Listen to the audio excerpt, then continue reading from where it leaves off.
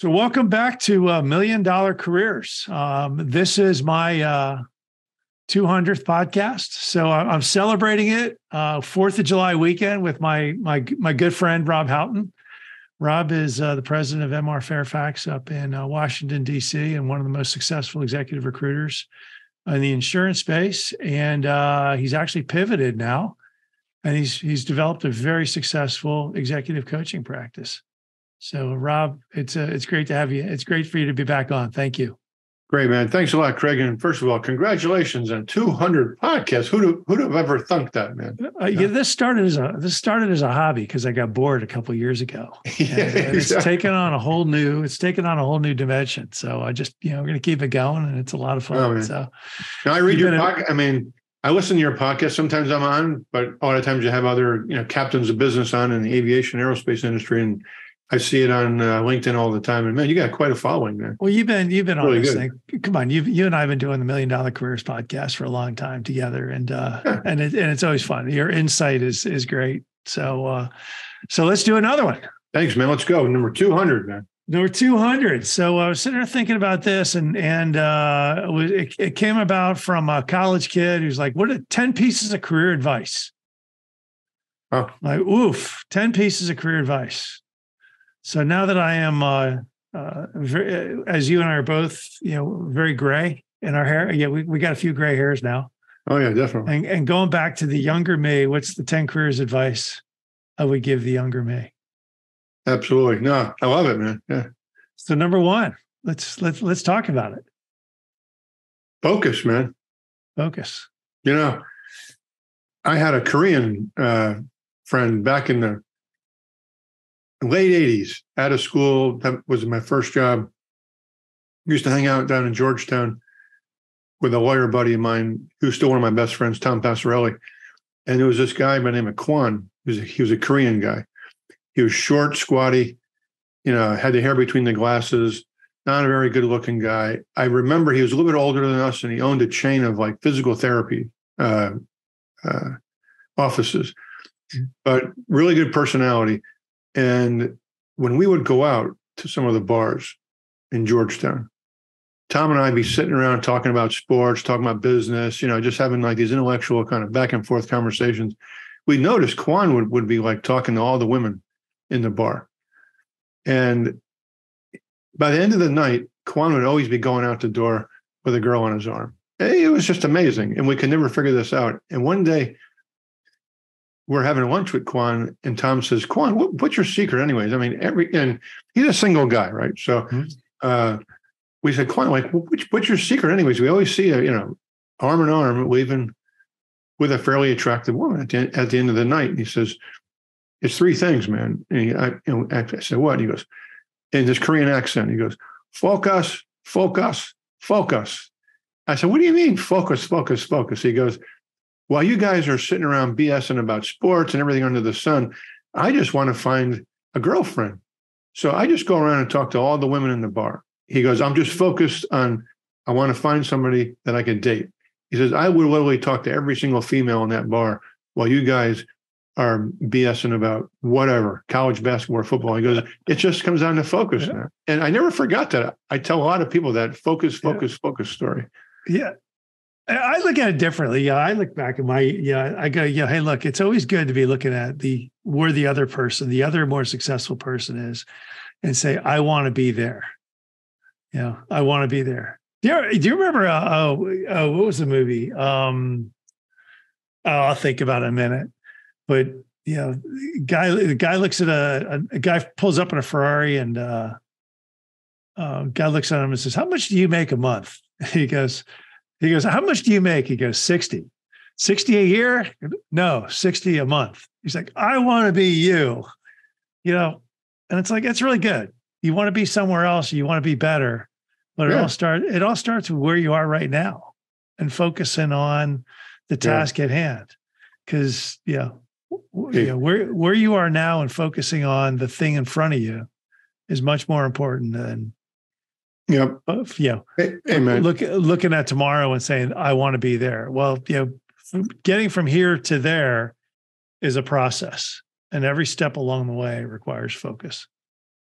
I did a blog last week, now that you mention it, on the one thing. Okay. So have you seen the movie City Slickers? Yeah. Okay. You know the story, right? The old cowboy is on the horse, and the actor, I can't remember his name right now, is riding on the horse next to him. They're on the dusty trail on a cattle drive, and the guy's going through a divorce. He's totally lost, and the old cowboy, he's got everything all figured out. And the young guy looks at the old cowboy and said, "Man, what's the secret to life, anyways? I don't understand. Like, why are you so happy? What is the secret to life?" And the old cowboy turns around and looks at him, and he goes, and the guy says, "What's that?" And he goes, "One thing." And the guy says, "What do you mean? What is the one thing?" He goes, "The one thing. It's whatever the most important thing is in your life. It's different for everybody. Right. The one thing." And he goes, "Yeah," he says, "I guess I got to figure out what the one thing is." And he goes, "Figure out the one thing, and then the rest is easy." It's really true, though. The one thing, man. Just focus on your one thing, which is different, for everybody. Yeah. That's exactly it. Focus. I mean, I think focus is the key to success in just about everything. I think, man. Focus. Value. Number 2, value. I think being valuable is more important than being successful. Being valuable to whoever your customer, being valuable to the customer, being valuable to your employer, your family, whatever. Bringing value is much more important than bringing success. Stephanie and I are watching a mini series now, premium cable series called The Titanic. Okay. And there's a scene in there where this guy, Dr. Muir, Muir, is a specialist. He's just graduated from college in London. And he is like a metallurgist expert, particularly on ships. He's in New York, and he's at a party, and somehow he meets up with J.P. Morgan. Mm-hmm. He has no idea who J.P. Morgan is, right? At that time, the richest guy in the world.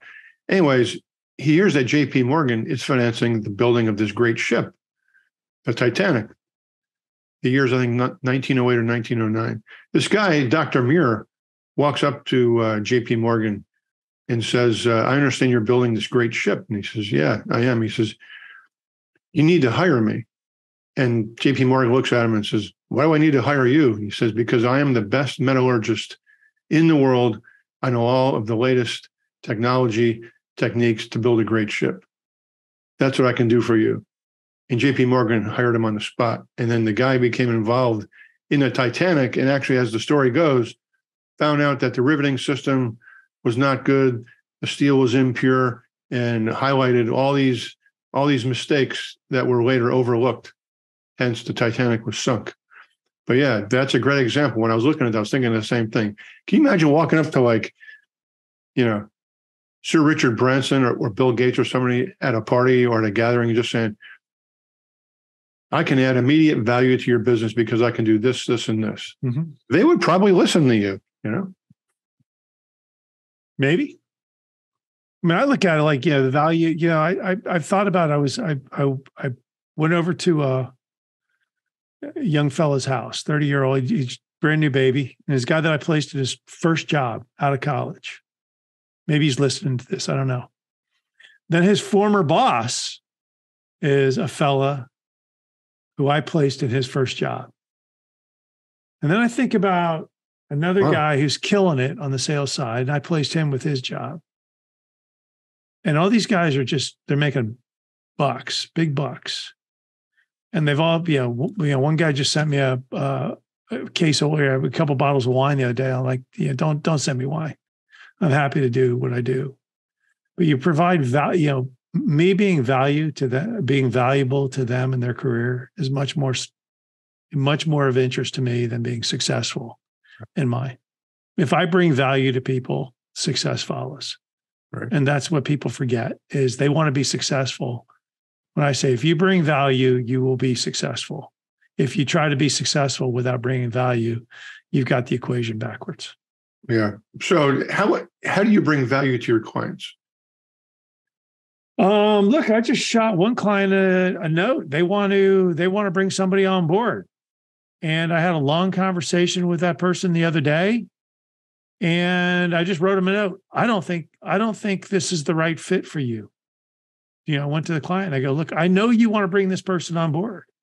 I know you have a relationship with them, and I know you think they're interesting to your business. I don't think they're the right person. And here's why. They spent, and it was about a 45-minute conversation, and this person spent 45 minutes talking about why they can't be successful. And then he says, I want a seat at the table. Well, a seat at the table of why they can't be successful. Let's go find somebody who is not mired in the why we can't do it, but who brings an entrepreneurial mindset to something and says, if we do this, this, this, and this, we have a really good shot at doubling the business. Yeah. Yeah. That's the value I bring. That's the value I think I bring. So honesty. And that's how you build trust. Yeah. Honesty, trust. I mean, hey, look, it's, you just talk people through things. You see, it's like you see things in all the conversations you have every week. You see things from 30 different angles. Yeah. Most people are kind of so focused heads down. They see it, they've got tunnel vision. They see the left side of the tunnel and the right side of the tunnel. Yeah. Do you feel like the fact that you are a true subject matter expert, ex-Navy aviator, aerospace, airline industry, do you think that subject matter expertise positions you as an expert, which also adds tremendous value too? Look, I think people just make it too hard. I mean, look, am I an expert? I think I've become very cautious. I don't know what I don't know. So I don't talk about, I don't opine about things that I really don't know. I'm not in depth with, I'm not in deep with somebody's business. So I don't know what may be happening under the surface with personalities or something like that. Right. You just, we're kind of skimming the surface. But what we do know is, how other people have fixed problems, what other people are doing. We see it from a bird's eye view. And you're like, well, here's what this group over here did, and here's what this group over here did, and here's what these people are telling me. So you make your own decision, but here's kind of what I'm seeing. So I think it's, most insurance businesses. I can pick my way through an aviation or aerospace business pretty quickly, but I think people try to make it too hard. And if they break it down to the most simple, the most basic principles, the answers become easy. Yeah, I think your subject matter expertise, I would define it a little bit differently. It's really having a broad perspective from touching all these various clients across the spectrum, provides you a perspective that probably CEOs don't even have, because they don't have insight into all their competitors, whereas you do. Yeah. Yeah, exactly. I mean, that's, you're talking, like you said, the value you bring is when you're able to talk to a CEO from just say, hey, look, here's kind of what the other people are doing. Yeah, right. Be different. Yeah. Here's the opportunities. So number 3, I think it kind of comes with number 2, be the expert. Yeah, man. Subject matter expertise, Specialization, I think, is becoming increasingly important as things get more complicated and complex, as complexity dawns on us through AI and machine learning and all this stuff. I think, specialization is probably where most people want to be. I think if you're, sort of a generalist mid-manager, I'd be careful, Fella called me up about a year ago. He's a successful, he runs a maintenance, he was a director of aviation for a company that's got 5 business jets. But part of the being director of aviation was he was the maintenance guy, not a pilot, but he was a maintenance guy. But he had and he's like, I like what I do, but I'm getting pigeonholed. How do I grow out? How do I get out? I said, all right, be the expert. He goes, what do you mean be the expert? So, well, you've got 5 Gulfstreams in your hangar, right? Yeah. Okay. Have you bought and sold a few Gulfstreams in your life in your career since you've been there? He goes, oh, we buy, sell airplanes all the time. Oh, okay. You got LinkedIn? You got LinkedIn? Yeah, LinkedIn. Yeah, I'm on LinkedIn. So why don't you become the Gulfstream expert and put out 5 things to consider when you're buying a Gulfstream? Yeah, 5 biggest maintenance headaches I've dealt with. With Gulfstream. Be the expert and start to promote yourself as that expert and see what happens there. He's like, oh, exactly. He's like, well, I'm not necessarily comfortable. I'm like, well, then figure out a way to do it a different way. Yeah. But I like that. Become the expert. When I do short videos on LinkedIn now myself, it always starts out the same. Hello again, Rob Houghton, president of MRF, the largest executive search firm specializing in insurance in the Washington, D.C. region. That's it. Yeah. I'm the number one guy. Am I really the number one guy? I don't know if anybody could ever figure that out because it's all privately held information. But, everybody comes to me. I represent, 13 of the top 20. I never really see anybody else in my market space. So, yeah, I'm the number one guy. And I'm sure when people see that, they're like, I want to deal with the number one guy. I'm the expert. Being the expert is, if you're the person, the guy or the girl that people come to all the time, you are then valued in the organization. The expert is valued. What do we do? Where do we go? How should we handle this problem? Who do we talk to? Yeah. I'll give you an example, right? So a new client will call me up and it's 99%. Well, first of all, I never call new businesses to become a client. Right. I did that like the first 12 months I was in business. But now all my leads, all my new business comes from referrals. Right. So these people know about me, that I specialize in insurance, specialize in Washington, D.C. area, specialize in account managers, producers, blah, blah, blah. So when I go visit them and we have this discussion, they're always like leaning forward. And then at the very end of the meeting, we get to the point about compensation. How much are you going to charge us, Rob? Okay. I always get that. And I can tell they're always afraid to ask the question because they're afraid what the answer is going to be. Because I know I ain't cheap, Right. So I always lean forward and I say, it's anywhere from 30 to 35%. And I get this strange look in their face, like, what? 30 to 35% of what? I said, first year's annual compensation, including any bonuses or commissions. And they look at me like I'm from outer space. It's always the same look, like the look of disbelief, And I said, that's what I charge. And they're like, can you do any better than that? And I said, I really can't, because when I ask you to discount your fees, you're a service business too. I said, it's what I charge. And they're like, I don't know, Rob, and I said, well, the alternative is, how's it working out for you? What you're doing now? And they're like, yeah, I got this recruiter. He's charging me.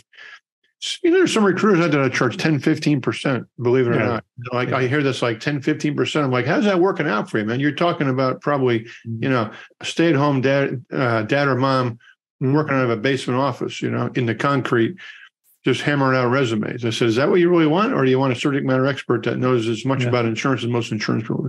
Right. And they're always like, okay, well, can we get a future discount? And my answer is, yeah, if you do a lot of business with me, then and I become a true partner in your business, then we could talk about lowering the fee a little bit. But it's 30 to 35%. And they always sign because I bring value. It's obvious, Somebody sent me a resume. It was really funny. Somebody sent me a resume last week. Hey, this would be a really good person for you to talk to. And it was somebody who had been at one of the worst aircraft brokerages, horrible reputation, like maybe 2 years of aircraft brokerage, horrible reputation. And They'd left that to become a realtor. Horrible. Yeah, a realtor. I'm like, okay, so no. He wants to be a realtor? No, he is a real, left the aircraft brokerage, left the worst aircraft brokerage in the world to become a realtor. I'm like, yeah, okay, there's a profile. Somebody's gonna pay me a lot. Realtor. There's like millions of those people. But that's the problem. That's the problem with, that's the issue is that you get, anyway, be the expert. I hope there's no realtor. They call themselves realtors now for some reason. It's no longer. It is REALTOR, realtor. Yeah. But I mean, it used to be, I'm a realtor, you know what I mean? There's always like an A in there, but now I'm a realtor. Yeah. I'm like, what the fuck is a realtor, man? It's like a retard, you know? I'll tell you what drives me crazy too. A realtor. I'll tell you what drives is aircrafts. Like aircrafts is not a word. If you're going to write about the industry, you can't write about all the aircrafts in the world. It's like Santa's reindeers don't pull his sleigh, and there are no aircrafts. So therein lies the issue about expertise, right? So we'll just leave it at that. I can't think of it. I hope there's no realtors listening to this. And actually, my nephew's a realtor, but I can't think of a worse freaking job than a realtor, man. Can you imagine? Look, the guy that just helped me buy Maddie's house. Friday night, Saturday. No. Look, it's like there are really good real estate agents and there are really poor ones. And the ones that are really good are like anything. They bring value. They're the experts and they are worth their weight in gold. Yeah. But the problem is that you got to separate. It's like everything. You got to separate the wheat from the chaff, right? But there's a huge separation there, man. There's like 0.001%. Yeah, it's good. Exactly. So anyway, I guess your realtor guy's listening to the podcast. You had to cover. He might be. Yeah, Sherwood Strickland's his name, and him and his wife are phenomenal. They are unbelievably good. So there you go. Good man. Number 4, mediocrity. I don't even know what that word means, man. That word is like so far hidden under my subconscious. We'll just leave this one short. Mediocrity never opens doors. Being mediocre doesn't open a door. Nobody wants to talk to you. Yeah. If you're mediocre, if you're begging the government for help, if you're saying somebody else should pay for it because you can't figure out how to pay for yourself, you're mediocre. If you're constantly asking, you're mediocre. It doesn't open doors. It doesn't, figure out a way to get really, really good, focused. And I think that comes into number 1, 2, and 3. Become the focused expert who's valued, because mediocre does nothing. Yeah, I think you want to be part of the, it really is true, actually, that 20% of the people do 80% of the work. I think you want to shoot for, 5 or 10%. But, in special operations, we used to always hear this, and I think we got this from Top Gun, your buddies, we always hear this, like this Tom Cruise line. I think that's all the time. Why do you want to do this? I want to be the best of the best. That's so much bullshit. I used to tell guys, forget about this. I want to be the best of the best. You want to be the best that you can be. Yeah. You want to do everything you can to be the best that you can be. Mm-hmm. That's what you want to do. Forget about the best of the best, because there's always going to be somebody better than you. You know what I mean? Yeah. Well, you can't be everything to everybody. Yeah. You just got to be the best that you can be at what you want to do. And if you do that, you'll never be mediocre. That's, once again, become the focused expert who is valued. The person who is, the guy that just ran the sub 2 hour marathon probably can't bench press a pencil. Yeah. But I can guarantee you that Arnold Schwarzenegger ain't going to run a sub 2 hour marathon. So it all comes about, be really good at something. That just something. Find your little niche. Be really good at something, and you're going to be fine. No, you're right. Yeah. I can't tolerate mediocrity, man. I can't tolerate it anywhere. It's like I've always been lucky in working in organizations that were, elite, as you have, being a naval aviator, obviously. But I can't tolerate that, and that's probably why I'm not a good manager, because it's the 80% of the people would just kill me. I signed a long-term agreement with this organization. I pay them a lot of money every year, and the long-term agreement is up in October. And it has been the most mediocre bunch of performers. And the fact that I still have to pay these people, it just makes me want to put a bullet in my head. Yeah, you're right. I know what you're talking about. Yeah. And they're like, well, what's the matter with us? I'm like, you don't do jack, but you still want to get paid. Yeah, exactly. And they're like, yeah, well, and they just don't get it. And that's the problem with mediocrity is that, it's just mediocrity. I'd rather just somebody be really bad. Yeah. Versus mediocre. I do a lot of coaching now, and I just did a topic a couple of days ago with probably 4 or 5 different people, and the title of it was "The Obstacle is the Way." The obstacle is the way. In other words, every day we're going to face obstacles.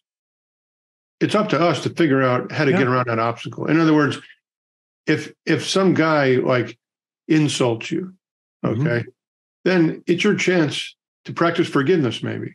Right. You got to look at all these things, the other side of the same coin. And these executives were getting into this. It's sort of a Stoic concept, actually, but it is the truth. It is the truth. If you want to be mediocre, then you're going to let these obstacles stop you every day, and you're going to have excuses. So, the obstacle is the way. Yep. You have to embrace these obstacles because the mediocre people don't embrace it, and that's what stops. No, they're always looking for someone else to bail them out, and that bothers me. Number 5, freedom. Freedom comes from strength, not weakness. Well, that's like in these fee agreement, discussions, negotiations that I have with new clients. I've got the freedom to say no. Yeah. If you don't want to, or you can't pay me 30 to 35%, then I'm moving on. Mm-hmm. Yeah, I hate saying work out for you. I hate saying no to people. I hate saying no to people because I know there's a lot of people out there that want help. They just need the help. I'm like, no, I can't. I can't. I'm either too busy or whatever else. And that comes from strength. It comes from, look, you work hard, I work hard. And I'm digging into it. I don't take, Wednesdays off, and Saturdays are usually a work day in the afternoon for me. And it's like, hey, look, you get in there and you focused and you work hard to get to where you get. And all of a sudden now you're starting to find some freedom to walk away from stuff. Hey man, back in the day of special operations, we were so far away from the flagpole, so decentralized, way out at the end of the string, that we had very little oversight. And we would get different missions, from the JTF. Mm-hmm. And we got to, we were so good at what we did, we got a chance to pick and choose because there were different services, the Air Force, the Navy, the Army, whoever. Mm-hmm. And we had a saying, and basically it was, if it ain't a hell yeah, it's a no. It's a no.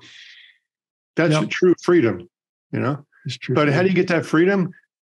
Man, how do you get the freedom to even be a little cocky? You got to be good, man. Well, you got to be really, good. Really good. But, look, everybody talks about, you're special ops. To become a special operator is a hard freaking journey. It's a hard journey to get. You got to get through, BUDS or SEAL training and Hell Week and all the other stuff, and and then all of a sudden you get to that point where if it's not a hell yeah, it's a no. Yeah, you went through a lot to get there. Oh, absolutely, yeah. And that's like everybody. But that's everybody. That's getting to become a CEO is a hard journey. Getting to become a wealthy entrepreneur. Everybody sees the success, but they don't see the 90% of the people, what is it? 90% of small businesses fold in 5 years. So you may see for every successful entrepreneur out there, you see there's nine that didn't make it. Yeah. I mean, that's the thing. So I look at freedom. There's a different way to look at freedom too. It's like, the Tom Cruise speech in Jack Reacher, and you look at freedom, okay? Who is really free? Is the CEO of a Fortune 500 company really free? Because can he can he really do what he wants to do? Because he's got, DEI people coming at him. He's got shareholders. Yeah. That guy is basically kissing ass every freaking second of every day. That guy, I submit to you, that guy has less freedom than an E6 retired enlisted military guy living off of a pension, living on a small farm. No. Nobody, If you want to talk about corporate America, you know who's got the most freedom? Yeah. Salespeople. Absolutely, yeah. Yeah, salespeople. They're entrepreneurs. They get out there and they go grind it. Absolutely. Rise and grind, baby. Rise and grind. Yeah. And freedom. Yeah. Freedom. That's it. So I love it. Yeah, income. Poverty sucks. Yeah. Too many people say, I don't care about the money. Do you know who the people are? The people that Robert Freeland, this billionaire guy, told me this one time. He told me all these. He has like these axioms, so like owners versus temps and all this kind of stuff. He goes, Rob, he says the only people. He says, you know what I like about you, Rob? We're on the Gulf Stream, and he goes, you never complain about money. You never, he says you're not into money. He goes, the only people that complain about money are people that have never made any money. Yeah, it's true, right? Yep. That's exactly it. Yeah, Danny Cahill. Really successful. Really successful executive recruiter trainer out of. He's written a couple books, and he's a fun guy. He's a very smart, fun guy, and he's an interesting guy. And I remember him saying something, and he goes, "There's only two people that don't care about money: people who've never had it, right, and people who've just made so much of it." He just calls it, he calls it all fuck you money. Right. And he's like, people that never have money don't care about it. Yeah. People that have it don't care about it either. But everybody, so I just tell people, look, negotiate your value. Yes. Yeah. Negotiate your value. A guy told me yesterday, he goes, I'm going to buy you a steak dinner. He called me last week when I was on the way to Maryland. And he's like, I'm interviewing with this company. It's private equity owned. I'm not exactly how sure to negotiate this. And I was like, yeah, Mike, let's make it real simple. Let's just call their 100 million right now. Right. He goes, yeah. And they want you to do what? He goes, well, they want me to be the head of sales. Okay. So if you take them from 100 million to 150 million and you increase the intrinsic value of that company by twofold, let's just say you take the intrinsic value of that company from 80 million to 160 million, right? That's an $80 million upside. You just tell them you want $3 or $4 million. Yeah, exactly. You want your base, your bonus, and at the end of the day, you want to make $3 or $4 million. If you're successful. Yeah. I mean, they can't argue with that. And he's like, he calls me up, he says, I took your playbook word for word. And they gave me everything I wanted. He goes, I owe you a dinner. I'm like, just talk nice about me. Yeah, you remember Lynn Tilton, right? Oh my God, yeah, I remember Lynn Tilton. Patriarch Party, wonderful lady. Yeah, lovely lady, right? So they're interviewing this guy, MDHI helicopters. Yeah, I remember. Right? I remember. Everybody remembers MD. Everybody in the industry knows MD helicopters. Yeah, MD helicopters, man. So I got this guy interviewing for a COO position. I think it was a COO. I'm not going to mention any names, but really interesting guy. I think it was a COO or a CFO. And he goes, Rob, he says, you're a really good coach, man. He says, can you give me some coaching tips? He goes, I'm not making as much money as I should. And, what should I do during an interview? Mm-hmm. And he was talking with Lynn on the final interview. And I said, I'll tell you what, ask a simple question. Say, what can I do in the first 6 months that'll make you look really, really good? What can I do in the first 6 months to essentially hit a home run, right? Yeah. And I said, wait until you get the answer, put your finger in your mouth, wait till you get the answer. And then you instantaneously quantify that. exactly what you just said. And this is what this guy did. He said, what can I do? And Lynn told him, you could do it without even hesitation. You can do this, right? And the guy went ahead and he said, well, if I can do that, I'd like to get, I can't remember what the percentages was, but it was a healthy, it was like 5, 10, 15%. Can I have 5, 10, 15% of this intrinsic value or something?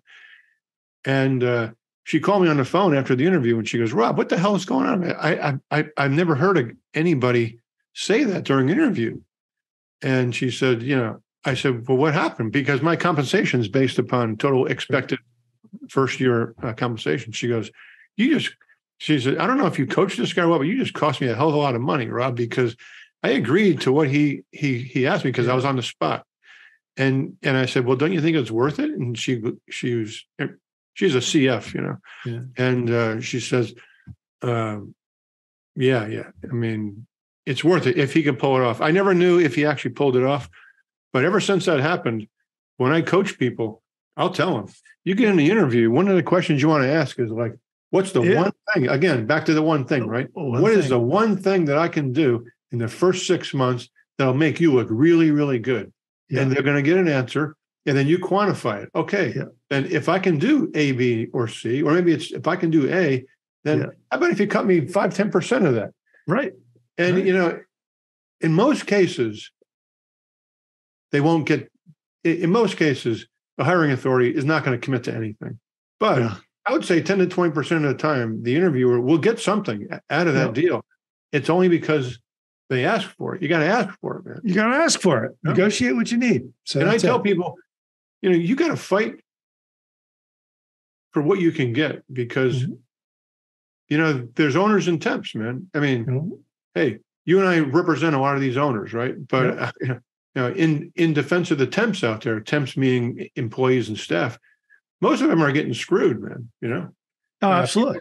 People are being overworked now, and they're not necessarily being underpaid, but they're being overworked and not compensated for that additional work. Yeah. People working 50, 60 hours a week. And I tell people, you go ahead and schedule a performance review. Even if it's not time for your performance review, just go in there and say, hey, I'd like to get a semi-annual one or a quarterly one, and sit down and, as you keep track of what you've done, ask for a raise, ask for a bonus, ask for it, man.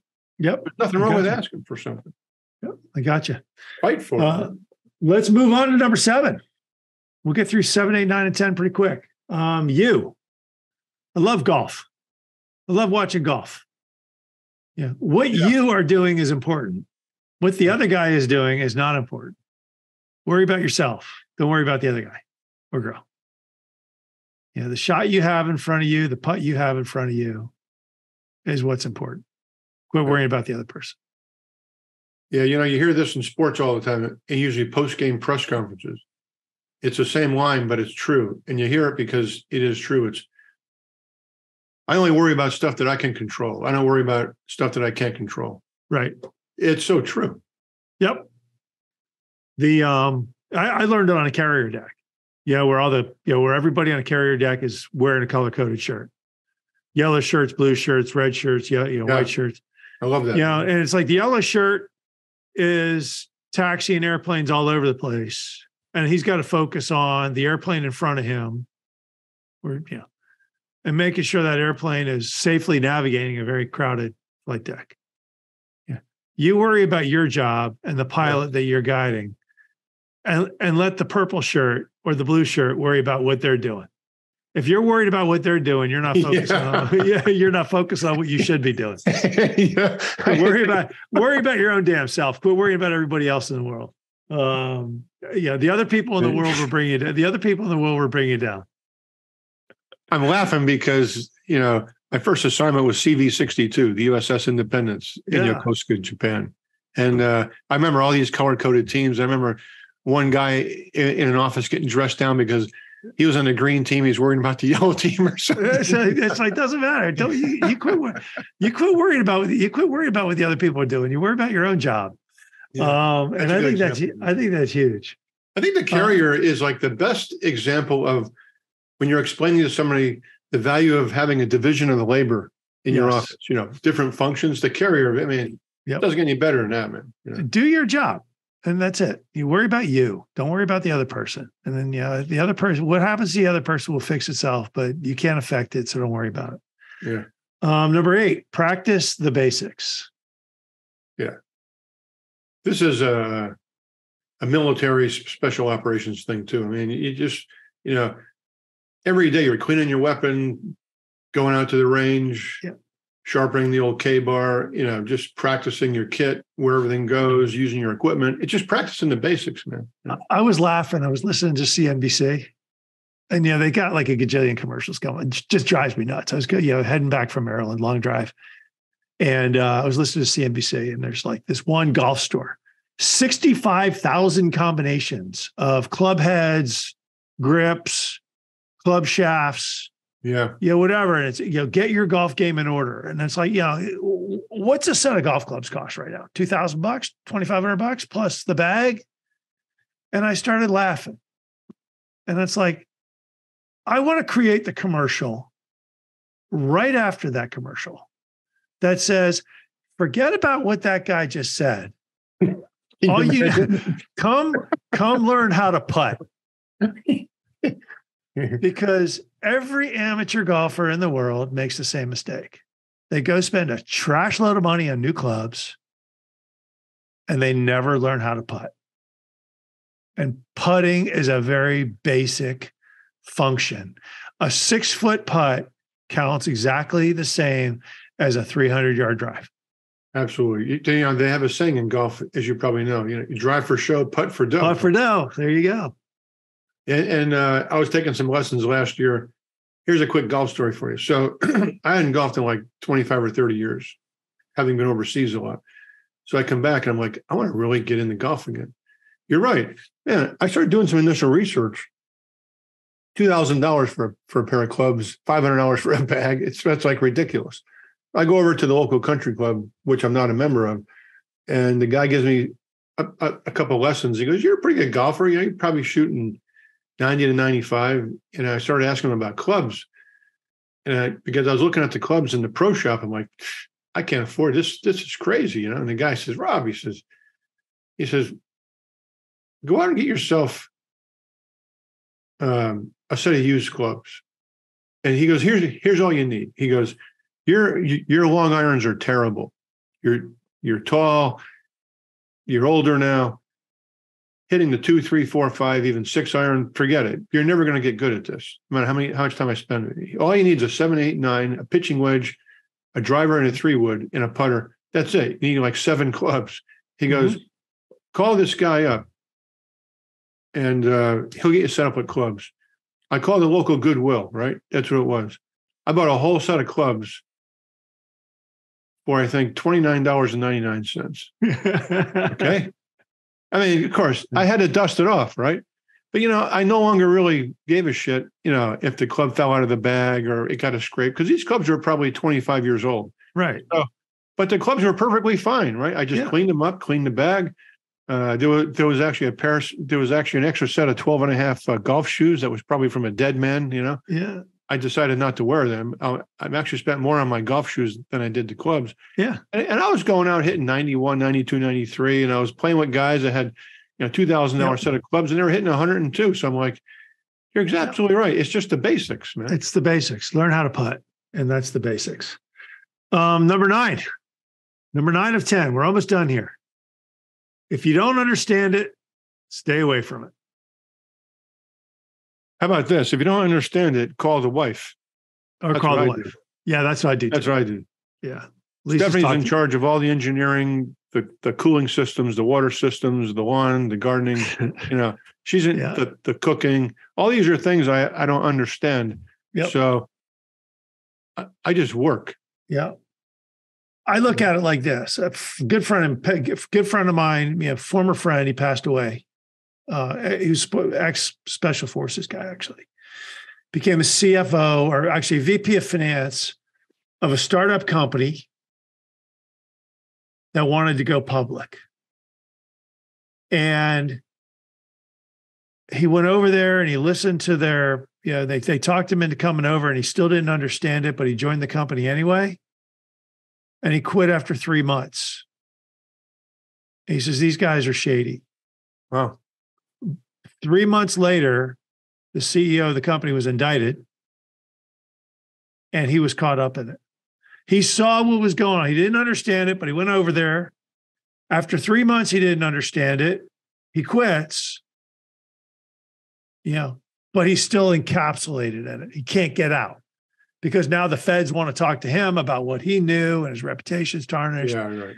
And I'm like, look, it comes to this. Stocks, if you don't understand what the company does, don't buy it.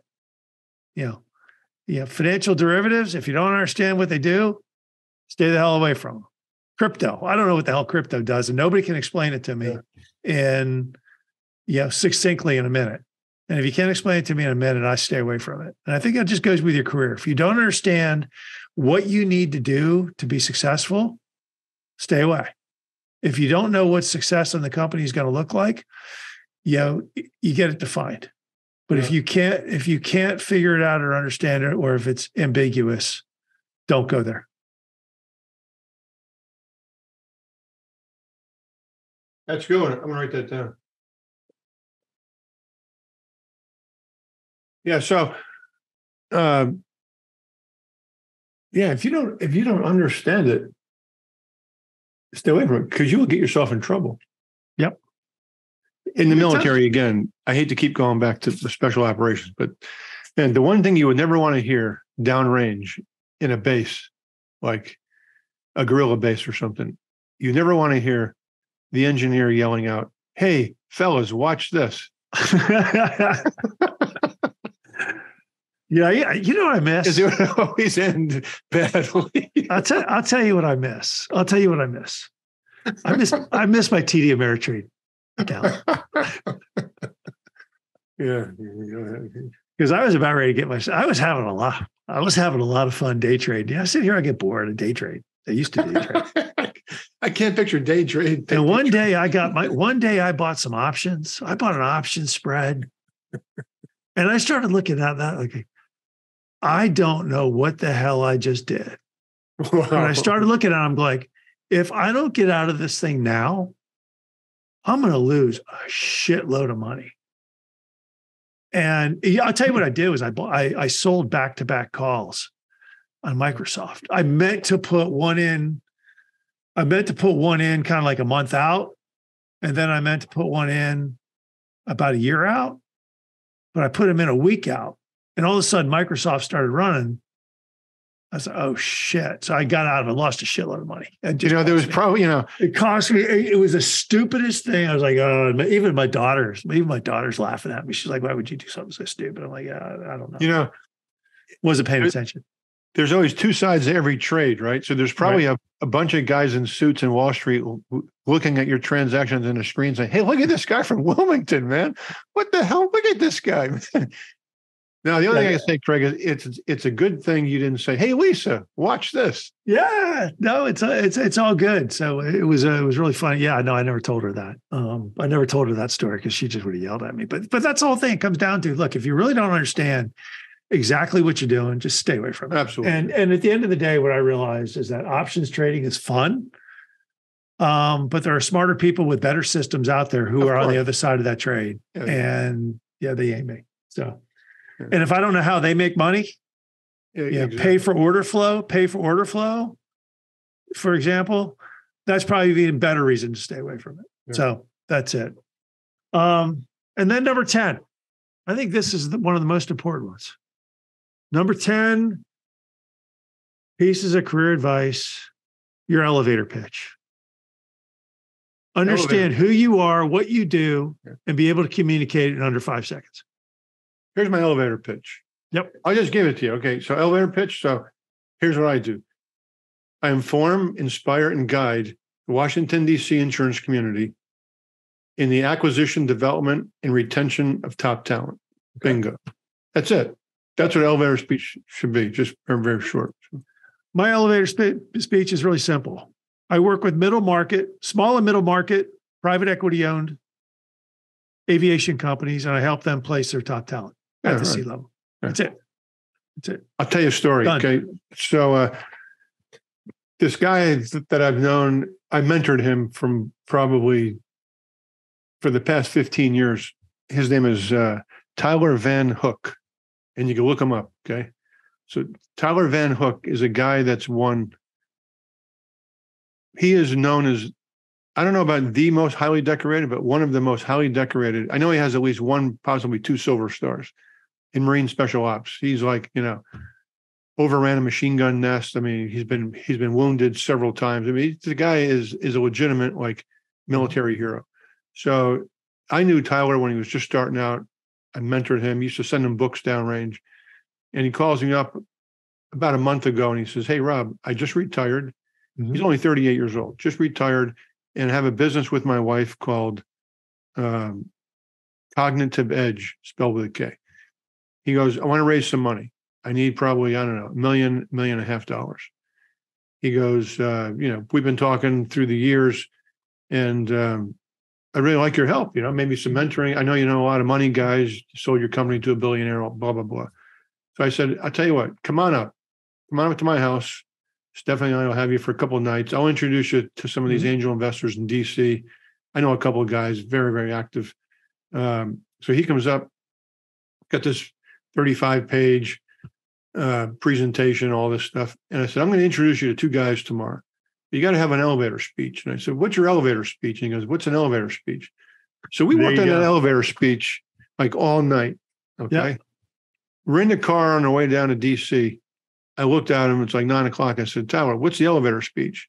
Mm-hmm. He kind of knew it, but it wasn't fluent. I said, "Dude, this thing has to be fluent. You have to, without hesitation, give the elevator speech." Yep. And I kind of worked on it a little bit with him. By the time we got to this meeting in DC in this really nice hotel with this uber wealthy guy, we were joking around in the car while we were parking. He was just like doing the elevator speech with different accents. And he was, just messing around with this thing. It was totally fluent, though. He knew it cold. And it was a good one. We get in, we meet this guy. And after like 5 or 10 minutes, the guy looks at Tyler and says, "What is it about you? Why would I want to invest in your company?" And Tyler just ripped off the elevator speech. It was perfect. And the guy, I know this guy really well, and he looked at me, and right then I knew we had him. Yeah. He was like so impressed with the elevator speech. We never even opened up the PowerPoint. Right. They had a conversation back and forth. A 1-hour meeting turned into 3.5 hours.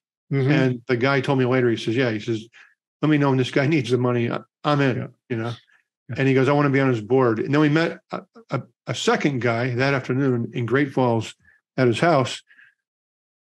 And he could tell that the meeting went really, really well. And Tyler's like, "I can't wait to give this damn elevator speech again, man." And sure enough, in like 5 or 10 minutes, the opportunity came and boom, there was the elevator speech. There you go. It is really, really powerful, man. Yeah. Anyway. Yeah, no, that's the whole thing about the elevator pitch is that you can forget the PowerPoints. Yeah, I used to laugh when I was at in the jet industry. I'll be more specific. When I was at Gulfstream, they used to love their freaking PowerPoints, and they would talk about it was always amazing how the Gulfstream did. The Gulfstream's a good airplane. Look, there's no bad, but it doesn't do everything better than every other airplane in the world. That's just, every airplane's a compromise. But these guys would show up with these PowerPoints, and they would, talk about if you have 100 dogs on board and it's a hot day, and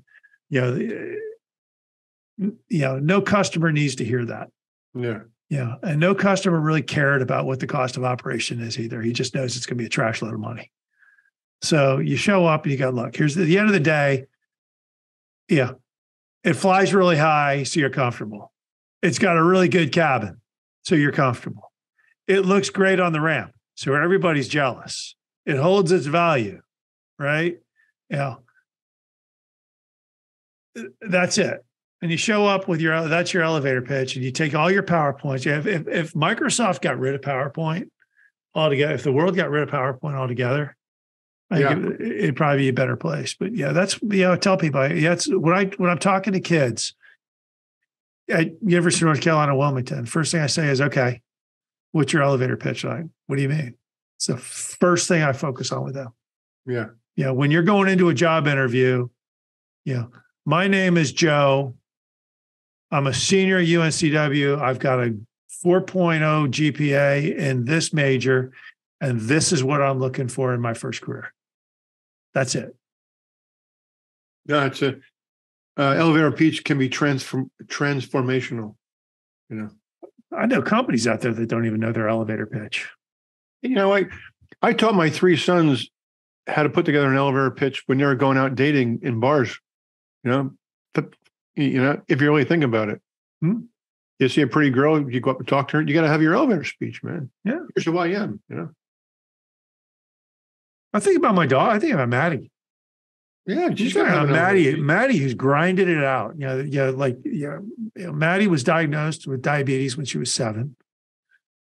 You know, it adds a big obstacle to every layer, but she always wanted to be an ER nurse. And the one thing that she always told people was like, yeah, hey, this is who I am. This is what I do. This is what I'm getting my BS in nursing, and I want to be an ER nurse. Well, guess what? She got hired as an ER nurse. There you go, man. Yeah. She went to an interview. This is hysterical. She went to an interview. It was a video interview with Novant Health. And the interview lasted for 20 minutes. And they said, we'll get back to you in about 2 weeks. We got a lot of other people to talk to. Right? 4 hours later, they called her back and said, we just want to make you an offer. You know, 2 weeks. It's a 2-week process to reduce to 4 hours because she had her elevator pitch done. It's good. So that's it. So what are you doing this weekend? This is one of those vacation weekends that I love to work. It's like Christmas, you know. That week between Christmas and New Year's, I really grinded hard. So I've got a lot of stuff on my list here. I'm going to work from now until Tuesday. Just work, because everyone else is goofing off, celebrating the 4th of July. Yeah, I'll be here Monday grinding. This is one of my favorite weekends, actually. I love Today's a slow day. Monday before 4th of July, I'll be really slow. I'm just going to grind. I'm going to grind out Monday. I'm going on vacation Wednesday, Thursday, Friday. I'm taking it, but vacations are for losers, man. You know, it's like everybody needs. I want to work, man. I want to work because I know you're going on vacation now, right? So that gives me more incentive to work harder. You know, I love everybody. People are goofing off. Man. Everybody needs a little time off, though. You got to goof off. No vacation. Right. Work. I love work. I am working all the time, man. It's like, yeah, but you've pivoted. You know, you're doing some pretty cool stuff now. It's still work, though, man. Yeah, well, it is. Yeah, but I love what you're doing. The executive coaching, the life coaching. Yeah, a lot of fun, man. It's a lot of fun. You know, you're helping people. I go over all these things. You know, focus, value, mediocrity, the obstacles, the way. You know, elevator pitches. This is all stuff. I deal with these people all the time, and like you said. A lot of people out there that have the abilities, the skills, experience, even the passion, the grit, but they just don't know the how-to. So a lot of times you got to coach them up a little bit. I mean, think about it. Even Tom Brady has like 3 coaches. Tiger Woods has like 6 coaches. I mean, even your peak performers, they have coaches. Yeah. You know? Yeah, no, I saw. I read. Everybody needs a coach, man. I saw a really good post on LinkedIn. This guy was really interesting. He went from kind of fat slob to fit, stylish, and he said, "Hey, look, I went from this to this," and he goes, "I got a coach to help me get healthy, so I've lost 80 pounds, and then I went and got a coach to show me how to dress." There you go, man. And he goes, the money that I paid from the coaches has actually saved me money. Because I'm saving money in food. I'm eating healthier. Of course, yeah. My lifestyle is healthy. I'm not buying drinking booze. Now, the guy that helped me, the stylist has helped me buy a wardrobe that actually makes me look good with just a few basic items. So I'm saving money there. And he goes, get a coach. I'm like, yeah, I like that. That's a good call. I coached a guy up one time. Had a lot of money, actually. Single guy, a little older. And all the same stuff. It was a life coaching thing, you know, how to dress, how to conversationally map, learn about music, you know, read the great books, you know, travel, all this stuff, you know. And same thing. He goes, you know, I'm actually saving money until what he didn't understand or realize at the time was the theory of unintended consequences, second and third order effects, right? Mm-hmm. He meets this beautiful woman. And he called me back like 6 months later and said, Rob, I'm hemorrhaging money, man. I said, what are you talking about? He goes, all the stuff you taught me. I attracted like some really nice looking now gal, and she is expensive. He goes, thanks a lot for nothing, man. He says, sometimes I sit here in my car during windshield time thinking to myself, maybe I ought to go back to the old man, the old guy that I was, just very happy, content, had a lot of money. He says, now, I got issues, I got drama, all kinds of stuff. So, I mean, you got to think about the second, third order effects, man. But once again, it's like Lisa and I, we'll go for a 5-mile walk on the beach. Yeah. In lieu of dinner out, we'll go for a 5-mile walk on the beach tonight. Yeah. I live a mile from Wrightsville Beach, right? And we'll go for a walk on the beach and, save $100 on dinner. Yeah. She likes the exercise. I like the exercise. Dinner out doesn't do much for me anymore. So, it's all about finding the right spot. Yeah. Yeah. Stephanie and I never go out to dinner anymore. What we do is we go out to lunch 3 times a week. There you go. We grill out. We just grill out in the back. We built, got a big fireplace and the grill out. I know you now. Do. And we just grill out and like it that way. So good, man. So good. Hey, go. Thank you for everything. It's a great friendship and always love these conversations. And thank you for being a part of 200 podcasts. Yeah, man. The $1 Million Career rocks, man. Keep it up, brother. Yes, sir. I think you got at least I got another 100 more. 200 more in you, man. 200 more before people get tired of my stuff. That's about it. All right, brother. Hey, have a nice weekend, man. You be safe. We'll talk soon. Brother. I hope you enjoyed the latest edition of the Aerospace Executive Podcast. You can reach out to me directly, Craig at NorthstarESG.com, or check us out at www.northstaresg.com. You can subscribe to this podcast on iTunes, Stitcher, Podbean, or on YouTube. Just do a search for Aerospace Executive Podcast. Thanks again. I'm Craig Piven.